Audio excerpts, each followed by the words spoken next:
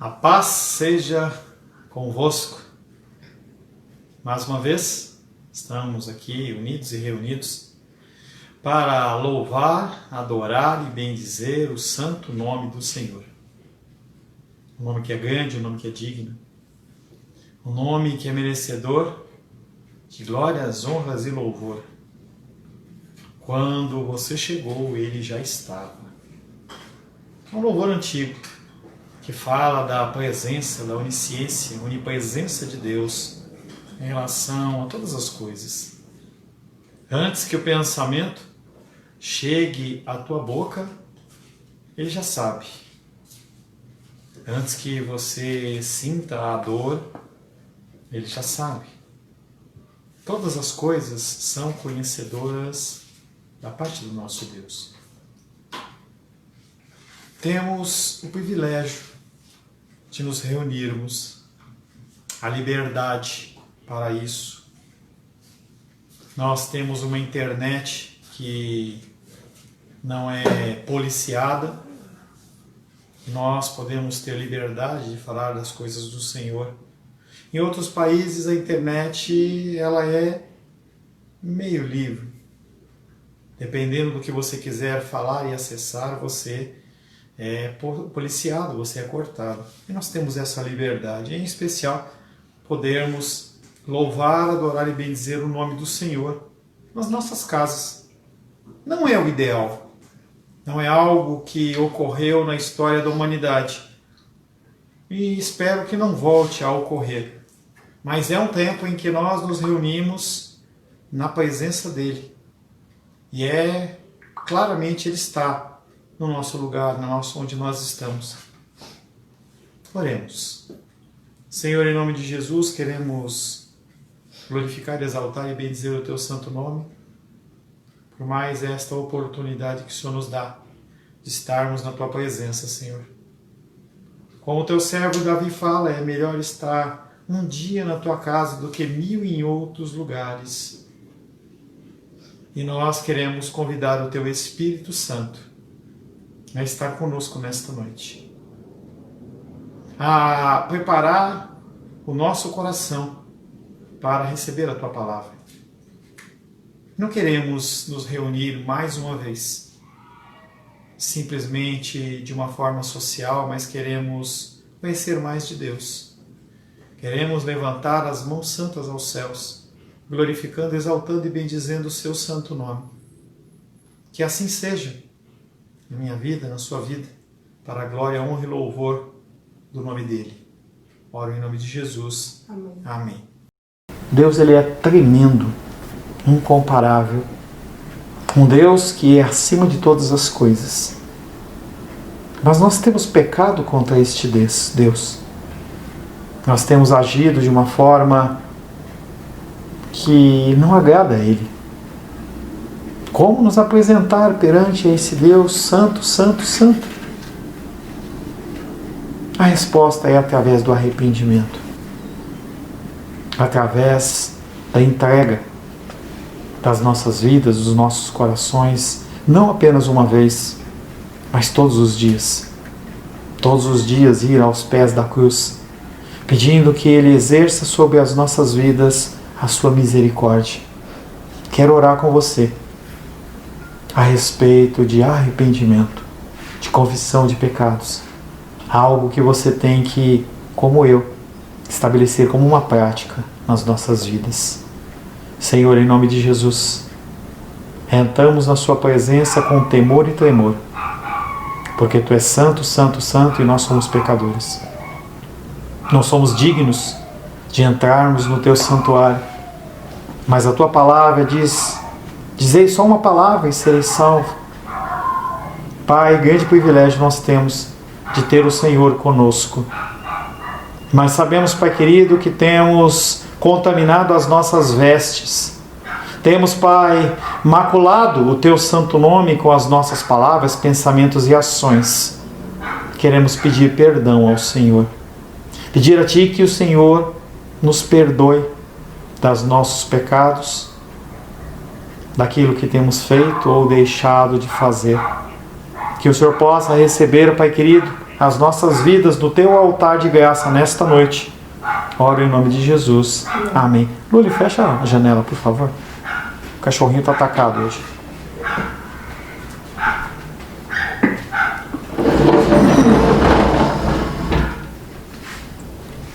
Mais uma vez eu quero saudar você com a paz do nosso Senhor Jesus Cristo. Deus poderoso, Deus majestoso, cheio de graça e de misericórdia. Esse Deus, Ele habita no seu coração. Em nosso último encontro, estivemos meditando sobre o tema adoração plena. Eu e você somos seres adoradores. Como cristãos e brasileiros, nos deixamos muitas vezes nos levar em relação a uma forma de adoração, que é a música. O que de maneira nenhuma é errado. O erro se encontra em se minimizar a adoração plena apenas com a música. A adoração não necessariamente é música. A adoração tem muito mais a ver com o estilo de vida, com a sua forma de agir, com o seu jeito de falar, com a sua paciência. Nós falamos hoje pela manhã sobre paciência, com a paz. Isso tem muito mais a ver com adoração do que música. Mas música também é uma forma de adoração. Quando você expressa aquilo que está no seu coração de uma forma real, o Senhor recebe. Plenitude em adoração se reflete em nosso relacionamento. A adoração, ela se manifesta no seu relacionamento, primeiramente, com pessoas. Também em relação ao nosso Deus e com o mundo que nos cerca. Nosso agir, nosso pensar, nosso falar e mesmo o deixar de fazer tem que ter como propósito maior a glorificação do nome do Altíssimo. O verso da semana passada que nós trazemos nesta noite é Salmos 97, verso 11 e 12, que diz: a luz difunde-se para o justo e a alegria para os retos de coração. Alegrai-vos no Senhor, ó justos, e dai louvores ao seu santo nome. A nossa alegria e gratidão refletem muito a nossa adoração. Caras amarradas, corações amargurados não são corações adoradores. O prazer de vivermos uma vida aos pés do Senhor deve refletir a luz que emana do trono de Deus. As pessoas têm que ver em mim e em você o brilho do trono de Deus, e não um poço de murmuração e de palavras tristes e magoadas. O mundo precisa de adoração, e Deus nos exorta a tornarmos isso, a adoração, uma prática em nosso viver, como respirar. Você tem que respirar adoração, gratidão ao Senhor, louvores ao seu santo nome. Se pegue no meio do dia olhando para os céus, olhando para as coisas que o Senhor tem derramado e falando: Deus, muito obrigado.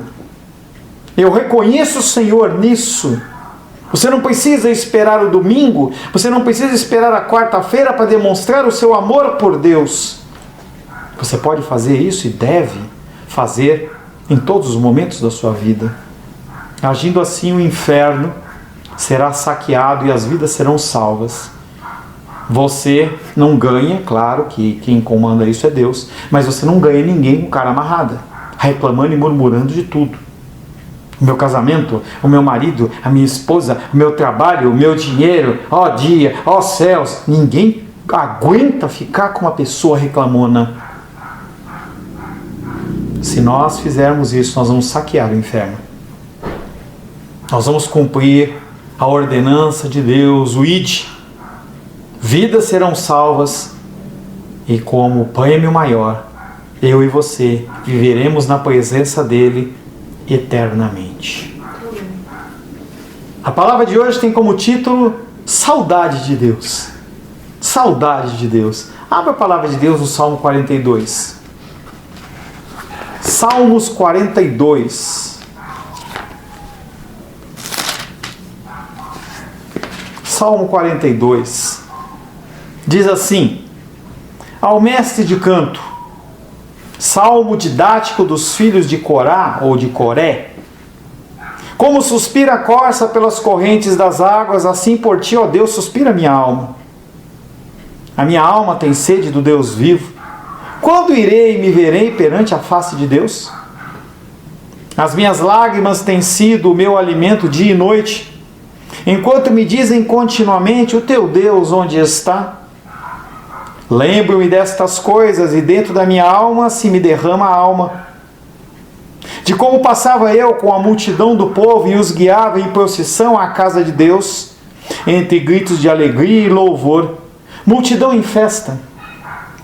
Por que estás abatida, ó minha alma? Por que te perturbas dentro de mim? Espera em Deus, pois ainda o louvarei.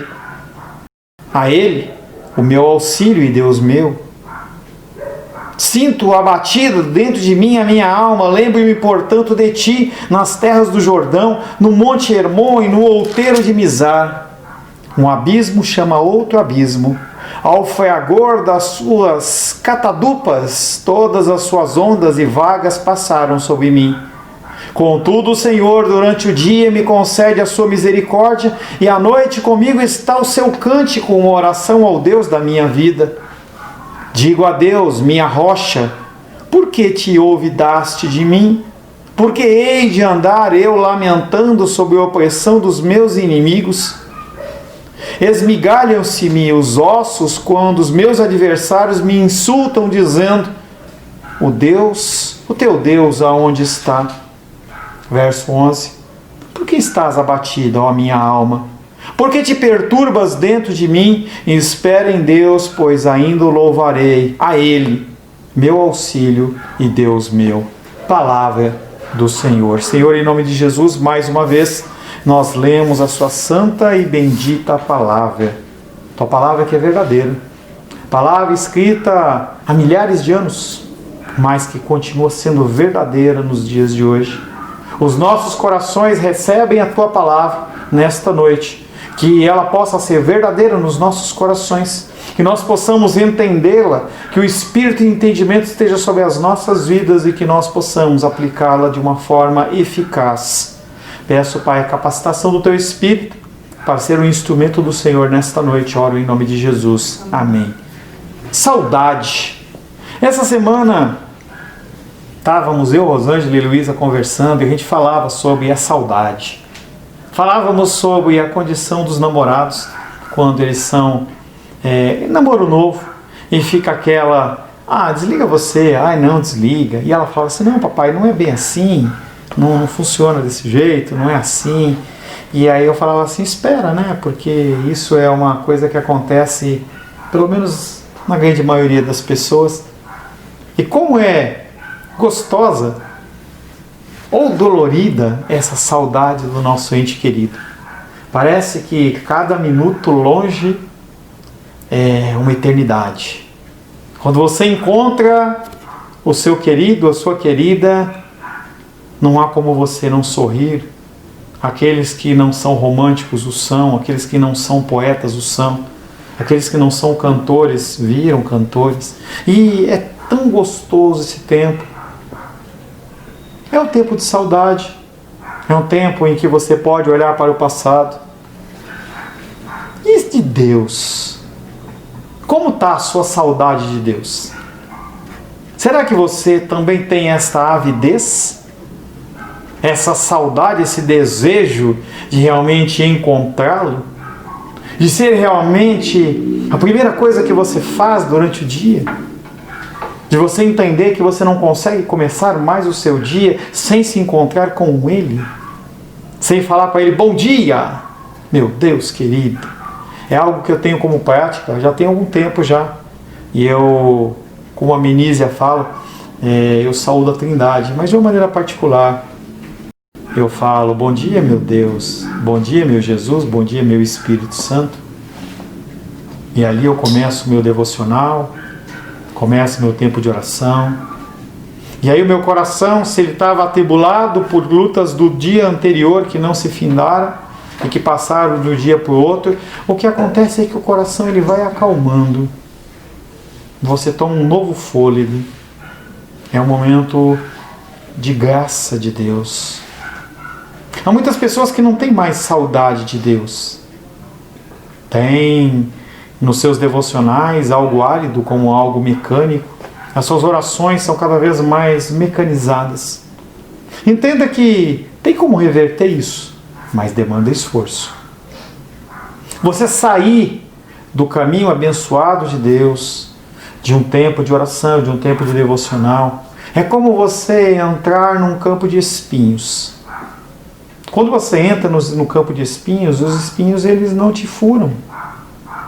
Mas quando você tenta voltar, eles rasgam a tua pele. E fica difícil, você se sente sem forças. Por isso que nós temos que tentar manter-nos no caminho do Senhor da melhor maneira possível. Esse Salmo 42 fala dessa saudade. Fala desse desejo, dessa ânsia, desta vontade. Por isso que eu coloquei o título de Saudade de Deus. Em primeiro lugar, Davi mostra que quando fora forçado a fugir em virtude da cruel perseguição de Saul e exposto à condição de exilado, o que de tudo mais o entristeceu foi ele ser privado da oportunidade de ter acesso ao santuário. Houve um tempo na vida de Davi em que Saul o via como alguém que queria tomar o seu trono. E o que aconteceu é que começou uma perseguição. E Davi, que era um israelita, ele ficou exilado andando por terras diversas em volta de Israel. E ele não tinha mais acesso ao local de adoração de Deus. Naquele tempo você não podia adorar a Deus em qualquer lugar. Havia um lugar específico. Algo que se inicia com o tabernáculo com Moisés. E na transição do tabernáculo de Moisés até o templo de Salomão, que era foi o filho de Davi, houve um lugar que ele chamava de Sucá, que era o lugar de adoração. Era um pequeno lugar simples em que as pessoas iam lá e adoravam a Deus. Davi, por ser isolado, ele não tinha acesso nem nos resquícios do tabernáculo, nem em relação a Sucá, ainda mais um templo que não existia. Ele foi isolado e banido. E ele não sentia saudade das comidas do rei, porque naquela época ele não era rei ainda. Ele não sentia saudade de estar em comunhão com as suas ovelhas, com os seus irmãos. Ele não estava com saudade das guerras que ele liderava e vinha vitorioso e era exaltado, mas ele tinha saudade da comunhão com o Senhor. Ele preferia o culto divino a todas as vantagens terrenas. Ele tinha saudade de Deus. Salmos 84:10 diz: pois um dia nos teus átrios, um dia na tua presença, vale mais do que 1000. Prefiro estar à porta da casa do meu Deus a permanecer nas tendas da perversidade. Eu prefiro ficar ali no relento, na porta, na frente da casa do meu Deus, do que estar debaixo de uma tenda, de um local protegido, guardado, mas que não há a presença dele. Em segundo lugar, esse salmo mostra que ele, ao ser tentado pelo desespero, tinha a esse respeito uma luta muito difícil a sustentar. Esse tempo de exílio dele foi um tempo difícil, um tempo em que ele só conseguia se fortalecer meditando, orando na presença de Deus, e aquilo tinha sido tirado dele. Davi era um homem grato. Olha eu falando de novo de gratidão. Ele conseguia reconhecer na sua situação, na sua vida, a presença de Deus. E por fim, em terceiro lugar, esse salmo, ele fala também sobre o conflito íntimo que ele tinha. É a luta da carne e do espírito. Algo que Davi sentia, que eu sinto e você sente. Ele sofria, porque ele era um ser humano. E como ser humano que era, nós sofremos. Apesar do mundo dizer que você não pode sofrer, e que qualquer tipo de dor tem que ser calada com medicamentos, a palavra de Deus fala de sofrimento, fala de dor. E esse salmo ele começa com uma frase: você pode se enganar e achar que está lá escrito na sua Bíblia, provavelmente está escrito isso na sua Bíblia, a alma nela por Deus. Não, isso não é título. Isso não é escritura, não é inspirado por Deus. Isso foi colocado pelo homem como uma marcação de texto. A pessoa que traduziu a Bíblia, ele falou assim, eu acho que esse salmo fala disso e eu vou colocar isso aí. Às vezes ele acerta, às vezes não acerta. Mas o começo desse salmo é ao mestre de canto. Salmo didático dos filhos de Coré ou de Corá. O nome de Davi não está expresso no título desse salmo, mas o próprio Davi já tinha entregue aos levitas, das quais os filhos de Coré faziam parte, outros salmos para que eles pudessem cantar. Davi, ele era adorador, ele era compositor. Davi construiu mais de 3.000 instrumentos para louvar ao Senhor, e grande parte dos salmos, ou uma parte dos salmos, foi escrita por ele.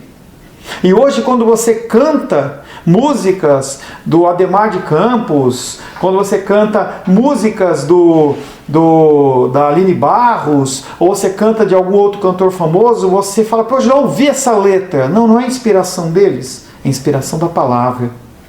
Salmos, muitas vezes, eles eram cantados. E como Davi era um escritor, ele entregou esse Salmo 42 na mão dos coraitas, dos filhos de Coré, para que eles pudessem adorar ao Senhor. Os filhos de Coré são aqui mencionados porque esse salmo lhes foi confiado como um precioso tesouro a ser por eles preservado.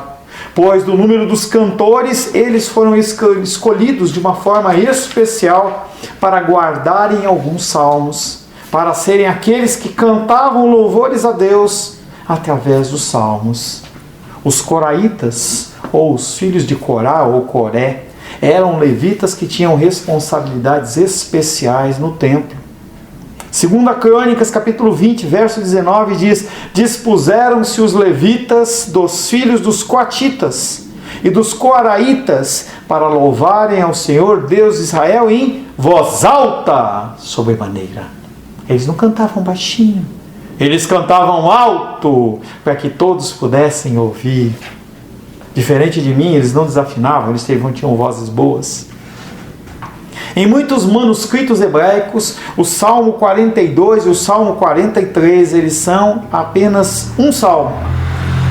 Em algumas versões de Bíblia, você tenta achar, pô, mas cadê esse salmo? Não está aqui e tal, ele está fundido, porque eles entendem que o Salmo 42 e o 43, eles são apenas um. Esse fato ele é endossado pela observação de que o Salmo 43, olha na sua Bíblia aí, não tem título. Ele tem um escrito em pretinho lá, desejo pelo santuário, isso não é título. O título é uma linhazinha que vem antes do versículo 1, não tem. E nesse livro número 2, a gente já falou sobre esses livros, nesse livro número 2, que vai do Salmo 42 até o Salmo 72, apenas o 43 e o 71, eles não têm título. Esses salmos também têm uma particularidade. Eles têm um refrão em comum. Salmos 42, verso 5, verso 11 e 43, 5, eles dizem: por que estás abatida, ó minha alma? Por que te perturbas dentro de mim? Espere em Deus, pois ainda o louvarei, a Ele, meu auxílio e Deus meu. Tenho feito essa pergunta para mim. Você poderia fazer também para você. Quando o seu coração estiver abatido, você pergunta para si mesmo: por que você está abatido, a minha alma? Olha no espelho e fala: por que você está abatido, a minha alma? Por que te perturbas dentro de mim? Espera em Deus, pois ainda louvarei a Ele, meu auxílio e Deus meu. A luta vai passar, a dificuldade vai passar, e quando ela passar, você vai se encontrar de pé em louvores ou caidinho no chão. A transição do livro 1 para o livro 2 do Saltério também tem uma característica. No livro 1, que é do capítulo do Salmo 1 até o Salmo 41, se chama Deus de Elohim. Você não vê isso na sua Bíblia, você só vê como Deus. Mas no hebraico você vê Elohim. No livro 2 se usa pouco o nome Deus, mas se usa muito tempo o termo a designação de Senhor. Você vai ver o 42 para frente falando muito de Senhor. É claro que a palavra Deus ocorre, mas ela ocorre menos. Podemos então começar a nossa palavra. Salmos 42, 1. Diz assim: como suspira a corça pela corrente das águas, assim por ti, ó Deus, suspira a minha alma. A palavra de Deus, ela não foi escrita por qualquer pessoa.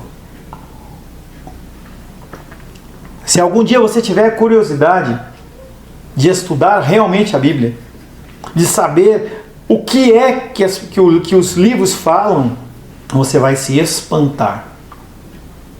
O que ele usa aqui é uma comparação em que nós chamamos de metáfora. O salmista está se comparando com a corça, com a fêmea do viadinho. Então ele fala: eu sou como a corça. Como a corça suspira pelas correntes das águas, assim por ti, Deus, suspira minha alma. Ele está fazendo uma comparação para você entender. Talvez você não entenda porque você não vive numa região em que os animais eles caminham. Os viadinhos, os cervos, eles não aparecem. Já foram meio que extintos aqui em Brasília, em São Paulo também, em outras regiões. Mas se você for em regiões mais afastadas, em regiões mais inóspitas, em que os animais eles andam com um pouco mais de liberdade, você vai poder observar coisas como essa. Intensa saudade enche o coração do salmista. Ele olha para aquele tempo que ele tinha na presença de Deus e ele fala: que saudade. Ele não tem condição de ir e desfrutar do culto comunitário junto com seus irmãos e suas irmãs.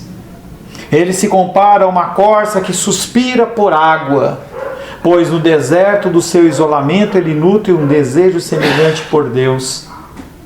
A mesma necessidade que a corça, num calor intenso, precisa de água, é ele precisando de Deus. Você entende o que eu quero dizer para você, se você tem sentido saudade de Deus?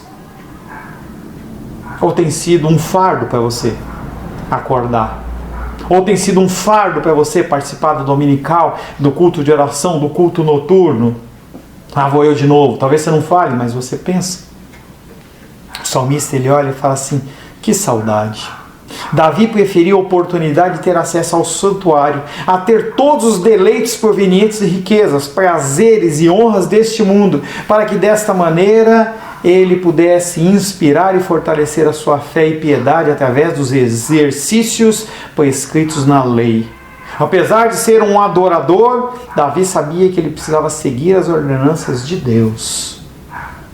No que você tem tido prazer? No seu trabalho? Na sua riqueza? No seu happy hour?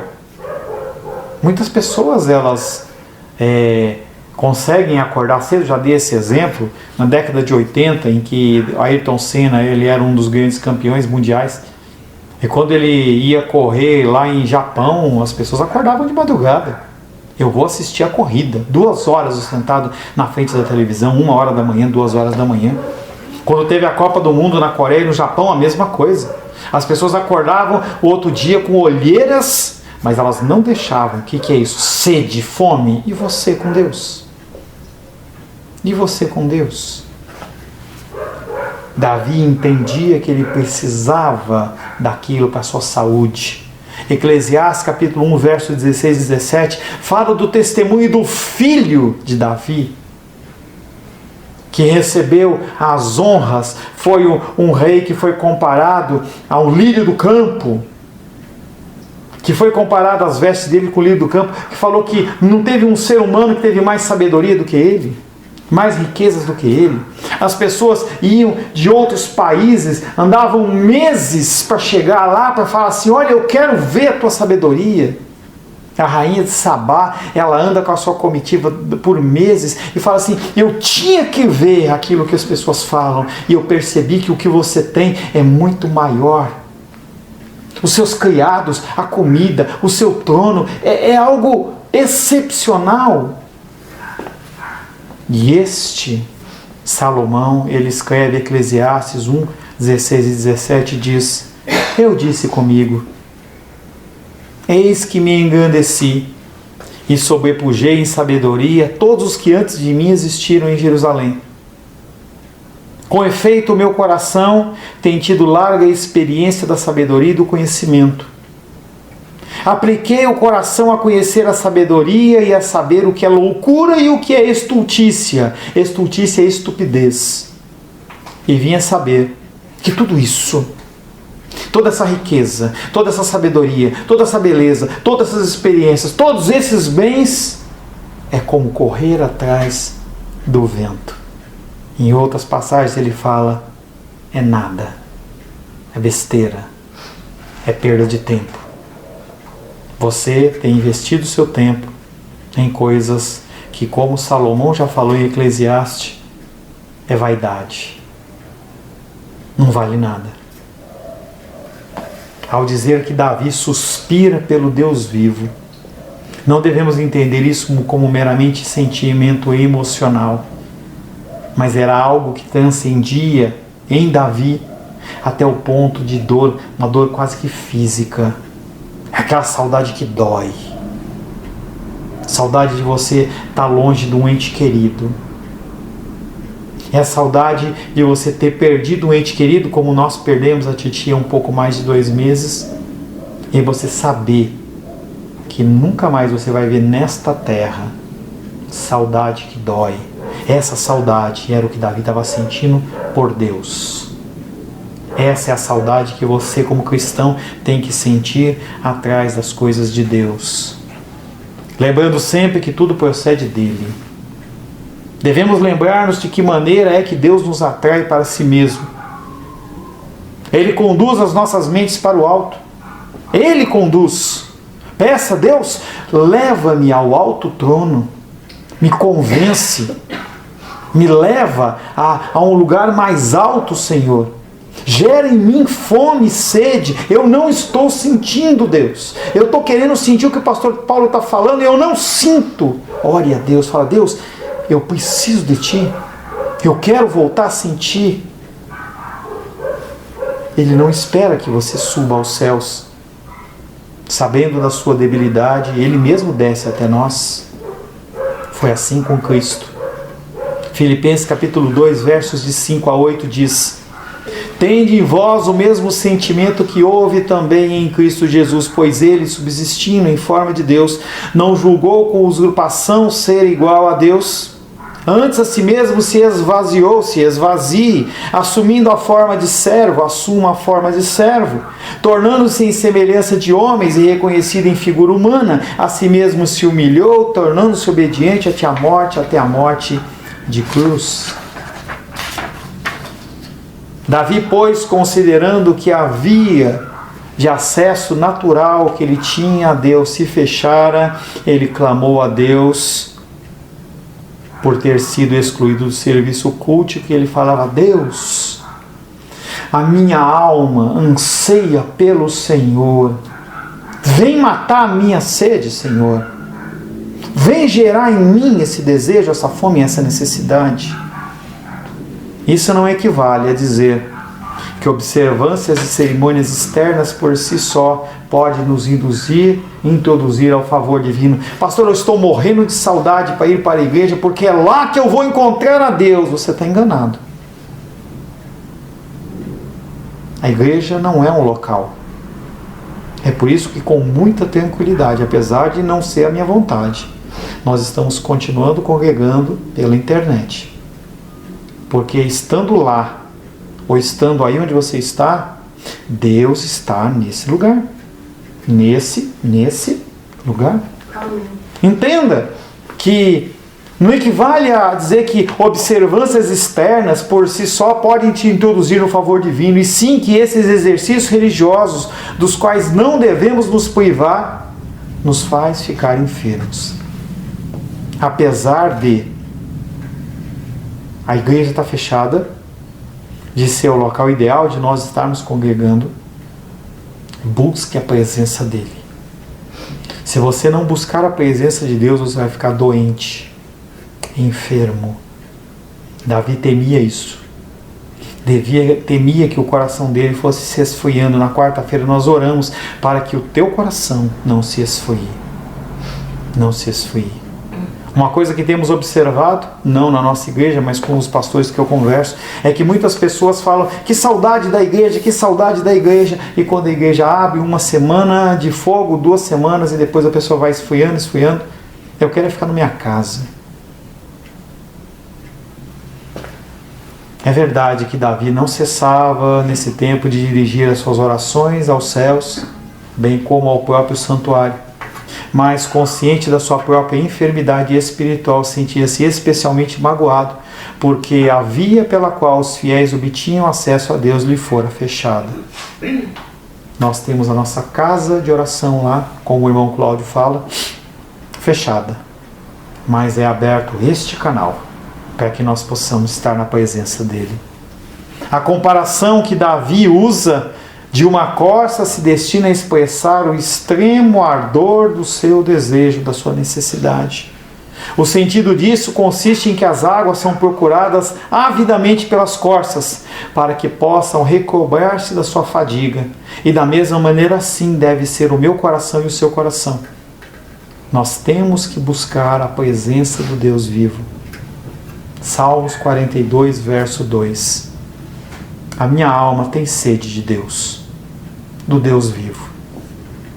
Quando irei e me verei perante a face de Deus? Davi está perguntando para Deus: quando que eu vou novamente poder ver a tua face, Senhor? No versículo 2 ele repete o seu desejo por Deus e agora ele diz que ele tem sede de Deus, mas não é de qualquer Deus, é do Deus vivo. Essa frase é incomum e pode ser conectada à ideia de que Deus era a fonte de águas vivas. Jeremias 17,13 diz: ó Senhor, esperança de Israel, todos aqueles que te deixam serão envergonhados. O nome dos que se apartam de mim será escrito no chão, porque abandonam o Senhor, aquele que é a fonte de águas vivas. Ele é que mata a sua sede. Ele é aquele que sacia a tua sede. Muito diferente da descrição dos falsos deuses. Salmo 115, verso 4 a 6. Prata e ouro são os ídolos deles, obras das mãos de homens. Tem boca e não falam, tem olhos e não veem, tem ouvidos e não ouvem, tem nariz e não cheiram.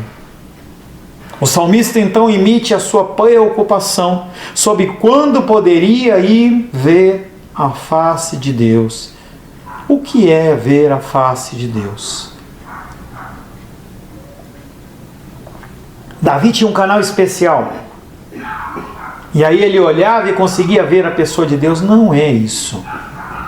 Ver a face de Deus é uma expressão usada pelos escritores do Antigo Testamento, que é usada para comparecer ao santuário.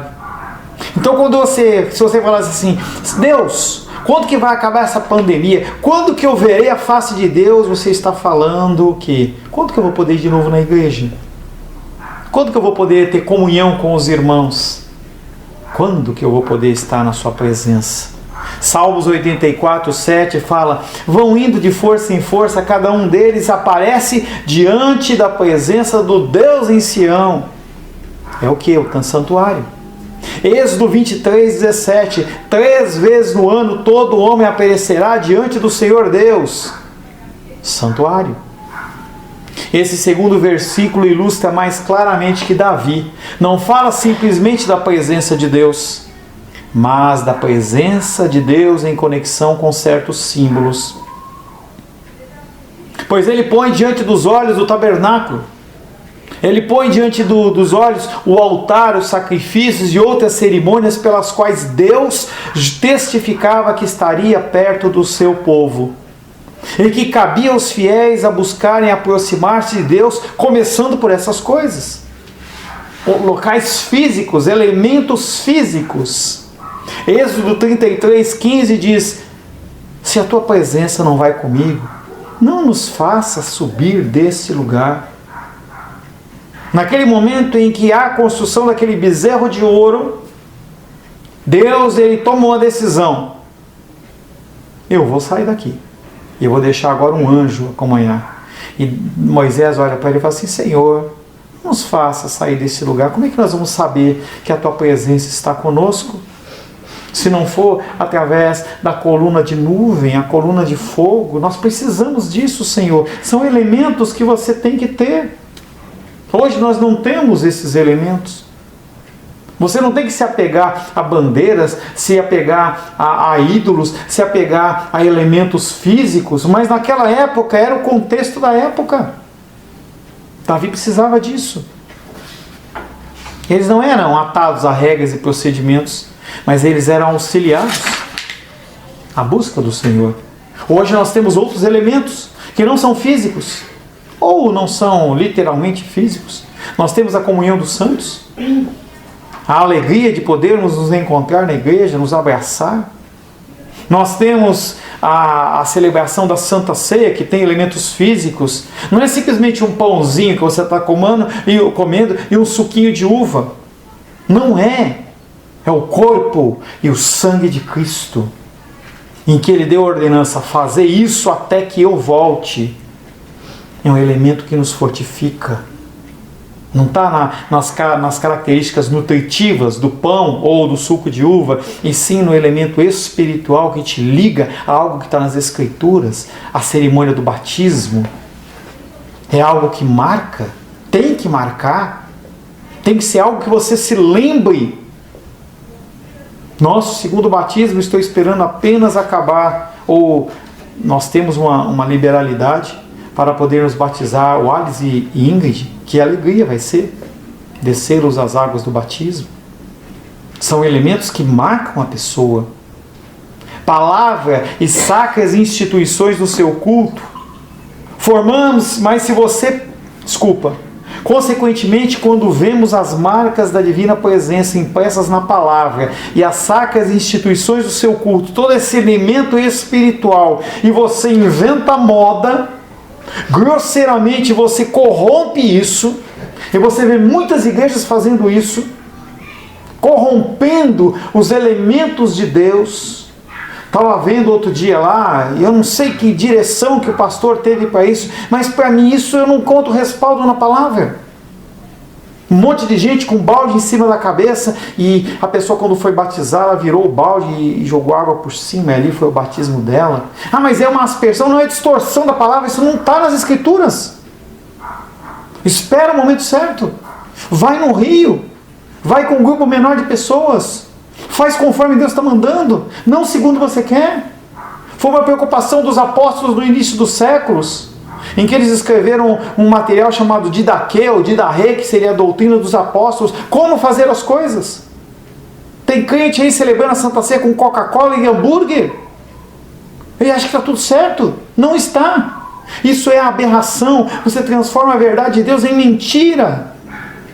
Isaías 46:5 diz: a quem me comparareis para que eu seja igual? E que coisa semelhante confrontareis comigo? Quem pode ousar comparar o Altíssimo conosco? Tem pastores de coaching que diz que você é como Deus. Quem compara? Nós comparamos. O que é pior? A adoração a ídolos externos, como algumas religiões têm.